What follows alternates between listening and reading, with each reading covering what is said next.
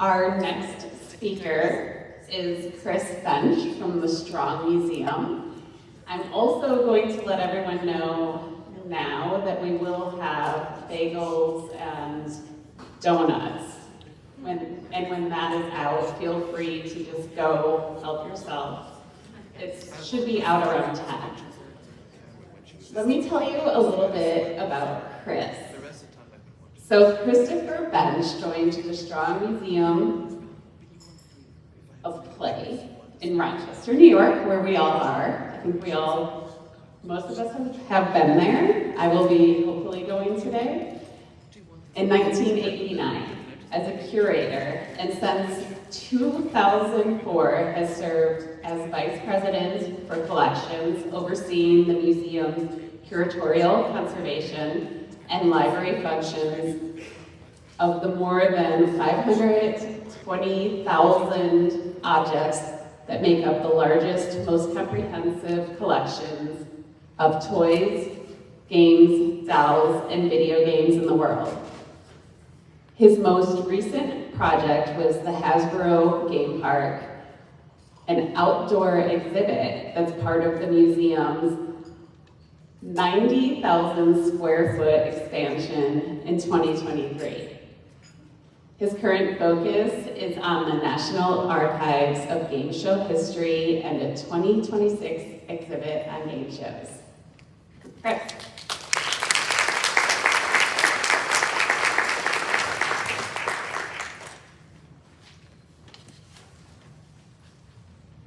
And the lovely Carol Merrill is showing you all my bring-alongs. A curator can't come to one of these things without stuff to talk about. So I'm going to send you back a little bit in time, because when I got my job at the Strong Museum, those many years ago, my parents said to me, "We're so proud of you. It's such a wonderful museum, but what do you do all day?" They couldn't picture it. My father was a history professor, so if anyone should maybe be able to picture that, but they couldn't. So I'm here to give you the 2024 version of what does Chris do all day? And it is a very varied job. That's one of the reasons I've stuck around 35 years. No day is quite like the last one. I often feel 20 miles wide and half an inch deep, because I need to know a little bit about a lot of things, and I don't have the time to get into depth, which is one of the reasons the museum is so grateful to experts in various fields, puzzles, for example, that we profit by your chance to dive deep and share your wisdom and your insights and your own decades of experience with us. So, as my introduction said, the museum is a big place, big in square footage. It's big in terms of the number of items in our collection, more than 300,000 objects, and another 235,000 in our library and archives. And so far this year, we've added more than 4,500 items to the museum's collection. Some of those in ones and two, others where we say, back that truck up, we'll unload all of that. And just as perspective, our staff visited the Baseball Hall of Fame in December for a little benchmarking. We were talking to their curators and we said, "So how many items do you get in a year?" And they said, so many. We can hardly deal with it. I said, "How many is that?" 250 or 300 items a year.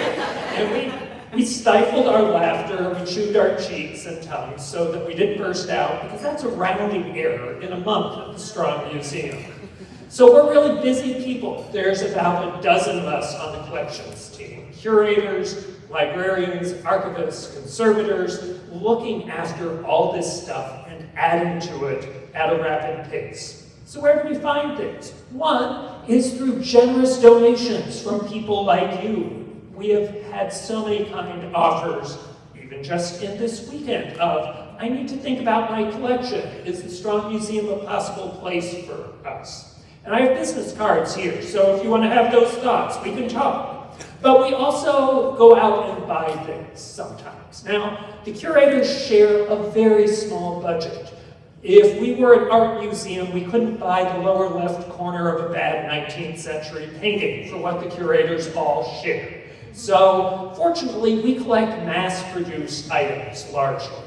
And our most wonderful tool, I have got to say, is eBay. If I was buying Impressionist paintings for an art museum, I'd be very dubious about what I was getting on eBay. But because we're buying Barbies and Legos and Hot Wheels, there isn't so much percentage in faking or scams or things like that. And I love finding great ratings and free shipping on top of all of that. We're just like the rest of you. So that's one of the ways. But what those purchases don't give us are the stories behind items. That's what we love having come attached with things. It's not just the object alone, it's how is it used? How is it thought of? Oh, I begged for this for years, and I finally got it for my 10th birthday. Or the year that I begged for the gate operation for my Christmas present. I got it, and 5 minutes later, I discovered I hated it. It was no fun. It didn't look as good as it did in all those television commercials. So we like to collect stories as well. And one of the things we're able to do, because we collect mass-produced items, is we don't have to have your particular radio flyer wagon to collect your story about your radio flyer wagon. So we can have sort of second-hand provenance, as we say. So what inspires us to add things to our collection? So my introduction mentioned the National Archives of Game Show History. This is an instance where there was an opportunity. 3 years ago, two gentlemen came to us and said, no one in the nation is collecting game show history. And that was right about the time that we lost Alex Trebek. And people were thinking about, this history is vanishing. What can we do about that? I said, what a great idea. Game shows are certainly play adjacent, if not directly play. You think people yell at their sports teams. They yell even more at stupid contestants or yell out the answers on game shows that they're watching. I said, that's a great idea, but I don't know anyone. And they said, we do, Chris. So they've been introducing me to people in Hollywood and New York who have game show careers, and we've been doing that ever since. If you follow the Strong Museum on Instagram, our recent get was the Showcase Showdown wheel from The Price is Right. That is now in our collection. Now, it's a slight reproduction that they made for other purposes. It's not the one that we yanked right off the screen, but it is virtually identical. And I will save you asking me the question, which everyone is asking, is will I be able to spin the wheel when the exhibit opens at the museum? And my basic answer, because so many of you have asked, is yes, we have to make that happen. What I think is we might make it a value-added thing that you've got to pay an extra $5 to spin the wheel and get your photo taken, because if you've watched Price is Right, you know people spin down and they get knocked to the floor or they get yanked up. It's a big thing with a lot of momentum, so it's got to be monitored. So save up when the museum opens its exhibit, because you're going to have to pay a little premium for that. We also like to connect the latest objects with ones that go back in history. Just as you heard in the previous presentation, looking back at things that connect history and present versions is an important part, and finding a continuity with them. So I'm guessing that a variety of you recognize this item as a Viewmaster, but you might not recognize this latest incarnation of a Viewmaster, which you drop your cell phone into, and it projects stereoscopic views using your cell phone in it. So it's that kind of, here's the latest version of something that's a classic. The Viewmaster is in our National Toy Hall of Fame. So that was important for us to have, and it's important to see how play and playthings evolve, and while also demonstrating continuity. We also collect things because we're working on a particular exhibit. So, for instance, when we needed a new version of Clue, we didn't want one more version that looked like the ones that came out in the 40s or 50s, but here's Clue Grab and Go that promises that you can play this game in 15 minutes. So it is something that takes us into our time-pressured current selves. We're also always visiting donors and learning about opportunities. People have massive collections. I've heard about some of those in this group, but people are trying to think, where do these items belong so that they're preserved far into the future? And we love to be that place. We also are the home to the National Toy Hall of Fame. We've been doing that since 2002. And the World Video Game Hall of Fame, slightly newer. And those are our chances to recognize classic toys and video games that have endured across years and had major cultural impacts. And frankly, those do good things for us in terms of public relations and marketing. Each of those inductions, the National Toy Hall of Fame in November, the World Video Game Hall of Fame in May, typically get 1.5 billion media impressions. So that's a lot of eyeballs on toys, games, and on the Strong Museum. And frankly, as a very immodest person, sometimes they're on me, because I am the face and voice of the National Toy Hall of Fame.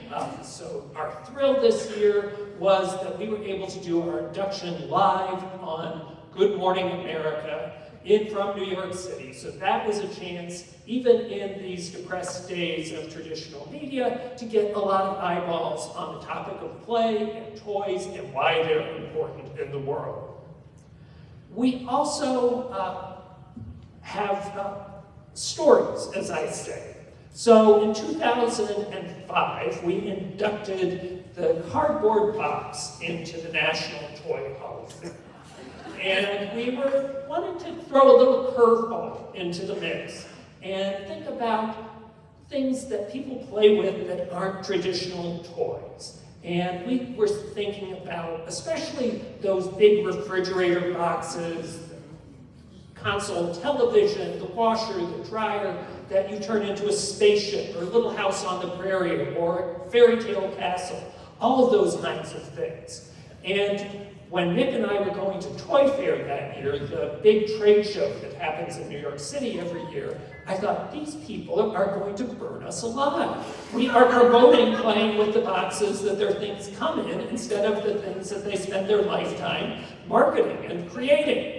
But what we were delighted to discover is that they showed up with all those same stories. Oh, I remember when the neighbors got this giant console TV and there was this huge box that we turned into a spaceship or other things. And at least people take pictures of their kids in their cardboard boxes sometimes, because that gives us evidence. Very few people save those cardboard boxes to give to the Strong Museum down the way, let alone try to sell them on eBay. But it's stories like that, it's images like that. I am delighted that people, all of us, carry around phones with cameras in our pockets and our purses, that we can take pictures of play happening and give those to the Strong Museum.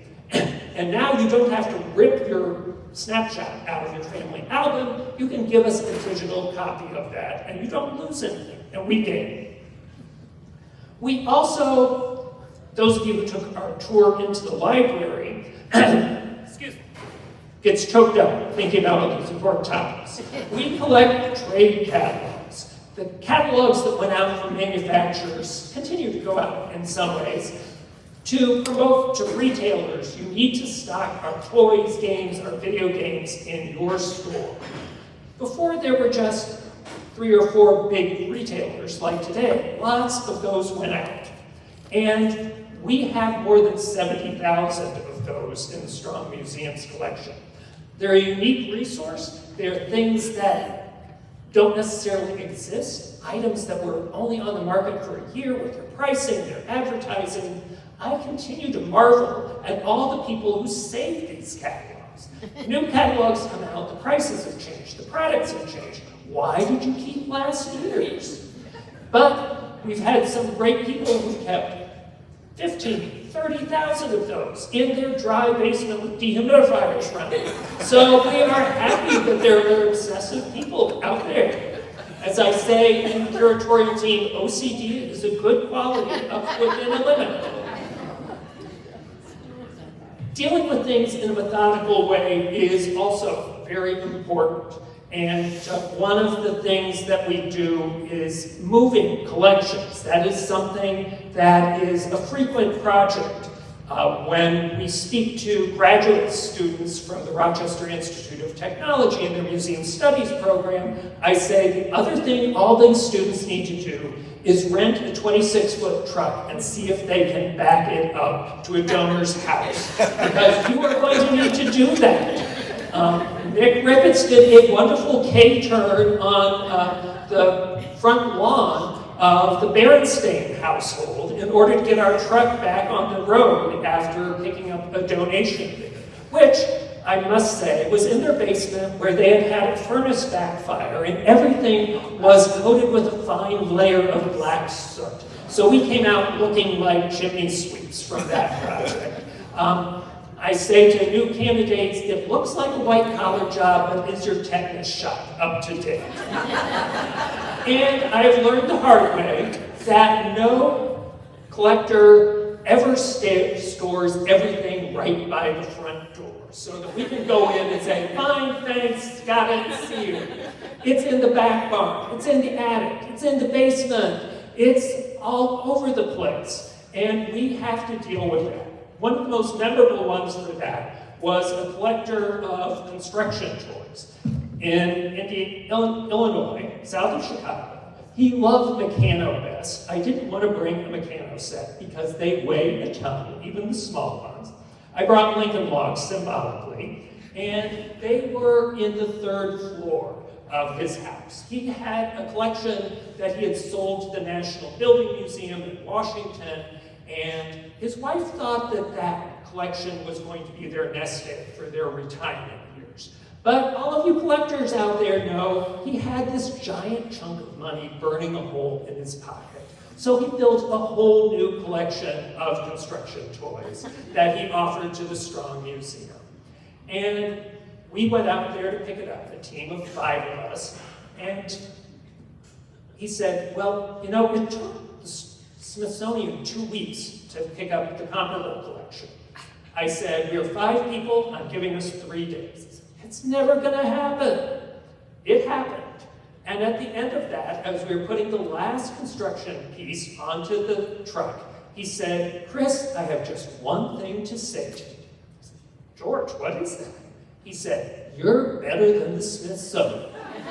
And if I was a tattoo kind of guy, which I'm not, that would be across my biceps, better than the Smithsonian, because that's a message that I want to remember. And once we get that into the museum, the job doesn't end. We have to catalog all those items so that we know what we've got and where it's stored in the building and when it was made. And we are always happy when people spot the more than 110,000 items on our website that we share with the world and update us. No, you've got the date wrong. There's a word transposed in that title or things like that. We work really hard, but we work fast. And we want our information to always be as accurate as possible. And we're fortunate at the Strong Museum as a young institution, we never had paper records. We always had computerized records all along. We've migrated to different systems, but we've always had electronic records. And since 2000, we've been taking digital images of every item as it enters the museum's collection, rather than traditional photography and contact prints, which we did previously. We also, with all of that happening, need to look around our building. And some of those of you on the tour might have seen a few things that don't relate to play.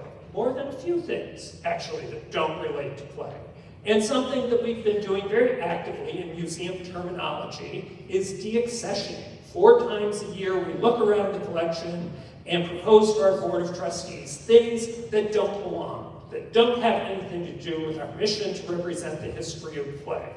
It's what all of us do at home and say, I haven't really worn that in 5 years. Should that go to the garage sale or Goodwill? It's the museum equivalent of that. Those things go to public auction.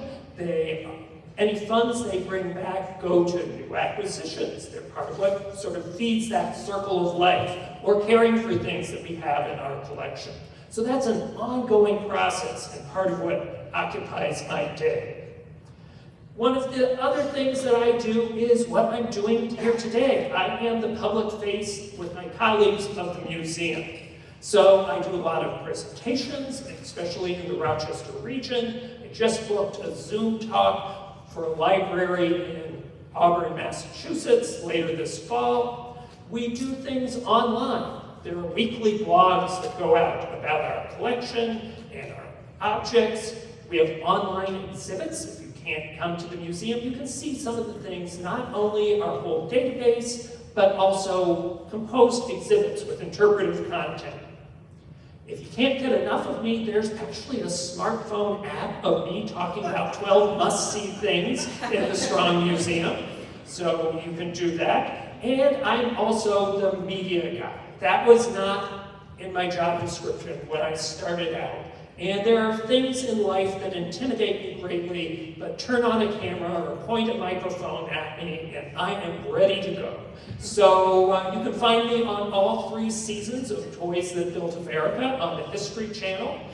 You can also, if you have Sirius XM, I just did a few Sundays ago a live interview. They were having an all Hall of Fame weekend on Sirius XM on a station dedicated to long-haul truckers.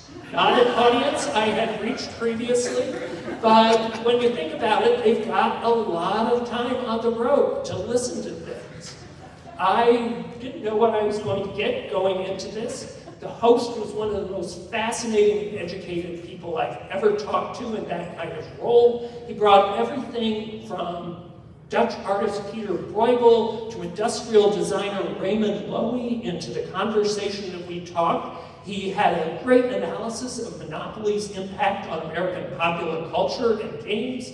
He and his wife play video games and tabletop games.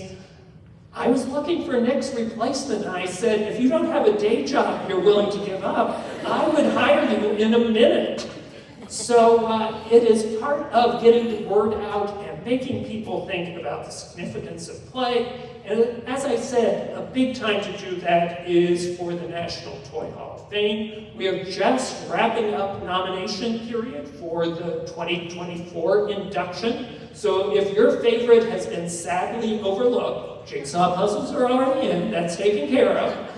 You can go to our website and put your nomination in there. This is better than democracy. You can keep nominating over and over again.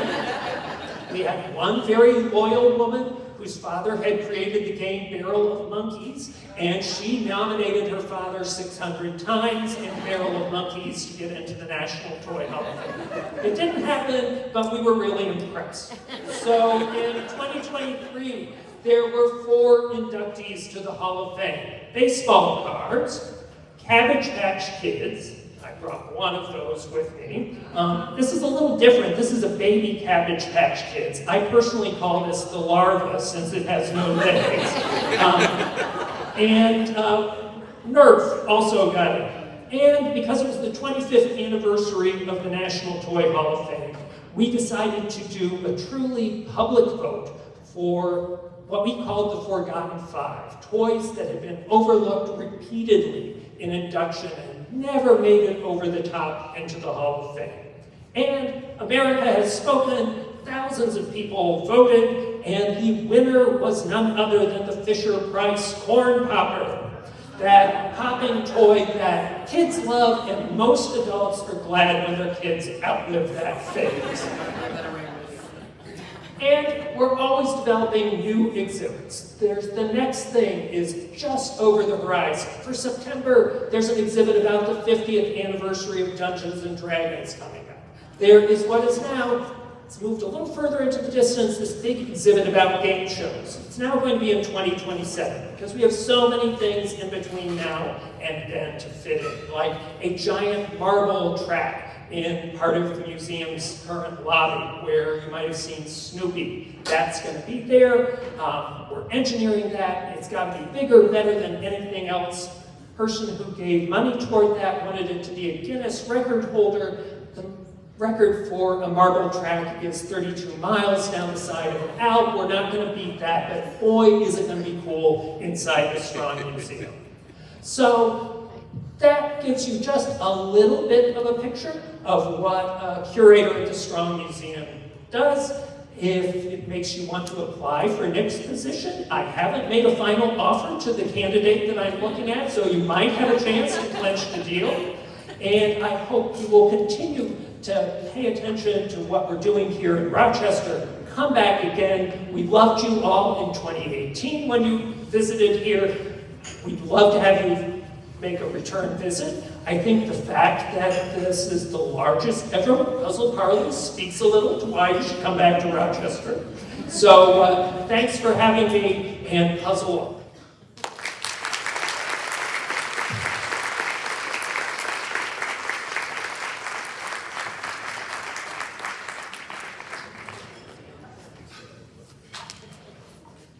If anyone wants to grab a bagel or donuts while I'm doing an introduction, you can go ahead and do that.